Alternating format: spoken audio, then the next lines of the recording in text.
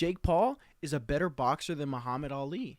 Don't get me wrong, Ali has had a better career, and he's one of the greatest of all times. But in terms of individual quality, Jake Paul is the better boxer.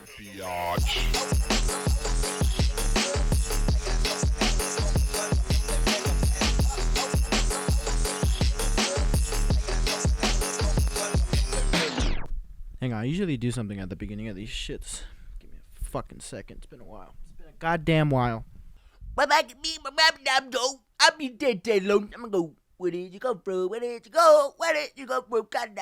What's up, you beautiful angelic bitches? It's your boy Oxy, and we're back to this style of content. Sorry I've been out for the past 2 weeks. I just haven't had the fucking time to actually sit down and record. And by that, I mean I haven't had a time or a moment alone in the house. Jake Paul just recently beat the 185-pound GOAT of MMA, Anderson Silva, in spectacular fashion, and pretty much my thoughts on a guy that's from YouTube fighting the 185-pound greatest of all time.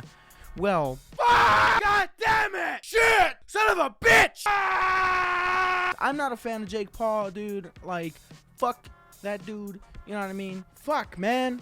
Anderson Silva is the goddamn 185-pound GOAT in the UFC. He just beat Julio Cesar Chavez Jr.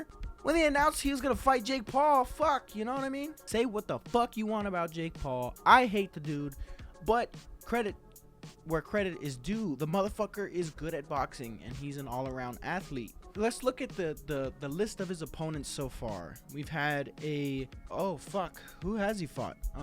We're gonna look at strictly the athletes. So fuck the YouTube bullshit. So the first one I got here is Nate Robinson. He's an NBA All-Star. He's pretty short for being an NBA All-Star. So Jake Paul was the heavier fighter. Here's where we get into the real challenge. Jake Paul has not fought an actual competitor up until Anderson Silva.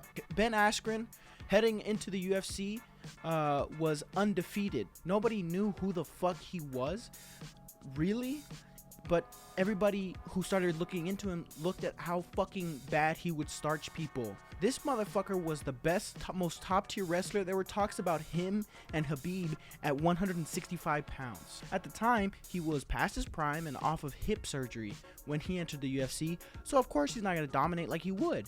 His striking was fucking fuck all, you know what I mean? And then you got a guy like Jake Paul. Jake Paul's a big fucking dude. He's pretty tall as well. He's a lot taller than Ben Askren. And Ben Askren just came in there looking absolutely out of shape, you know, like he should be for a way past his prime MMA fighter.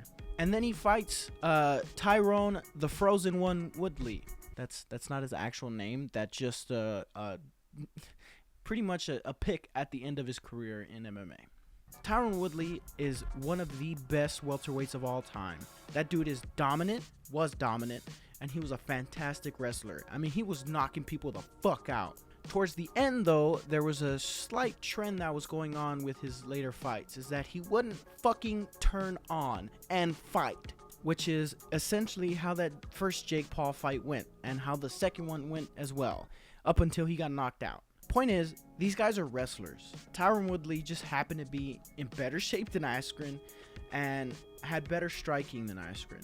However, he's still a wrestler with a really strong right hand. And now we lead to the 47-year-old past his prime Anderson Silva, who is one of the best fucking strikers of all time. Goddamn, what are you guys doing? What are you guys saying about Anderson Silva? Oh, he's 47 years old. He's 47 years old. He's 47 years old, and his name is fucking Anderson Silva. Yeah, but he's 47 past his prime. But he's 47 past his prime. So the fuck what? At 47 years old, he was still competing at the top of the level. You know what I mean? His most recent MMA fight being fucking Uriah Hall. Anderson Silva is the first guy that Jake Paul fought that is actually taller than Jake Paul. Look, I understand. We all hate Jake Paul. We all do. We don't like Jake Paul. The reason why we tune into his fights is to see him lose. And he plays to that. And it's fucking working. You know goddamn well I don't be buying them shits though. That shit is ass, dude. Any Jake Paul is fucking trash. Dude, it's a garbage fight. It's boring. Ain't no fucking way I'm gonna sit through an undercard of people that I don't know in boxing and watch that shit just to see Jake Paul and Anderson Silva.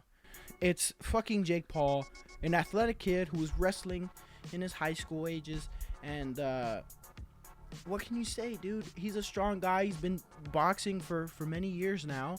He's got some skill. He's definitely the best influencer boxer out there right now. You know what I mean? And influencer boxing as well. Here's what I don't understand. I see all these fucking pro fighters talking about some. I think influencer boxing is stupid because somebody's gonna get real hurt one of these days. That's the fucking point. That's the point of boxing. You're going in there. You're not going in there to kiss and make out and make each other feel good and tell each other nice things. You can go in there to hurt the other person. The fuck? Of course someone's gonna get hurt. No shit. Look, it's a sad day for boxing when the biggest fights that are being made and the biggest fights that anyone and everyone is talking about are these fucking influencers. Boxing, get your shit together. That's pretty much it, motherfuckers. Follow me on the goddamn socials, alright? Because I'm very lonely over there and I be posting like almost every fucking day. You know what I mean?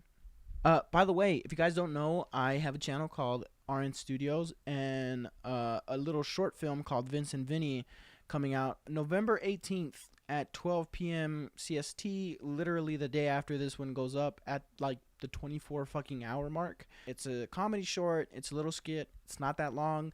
And I'd appreciate you guys subscribing over there and link in the description. I love you. Bye.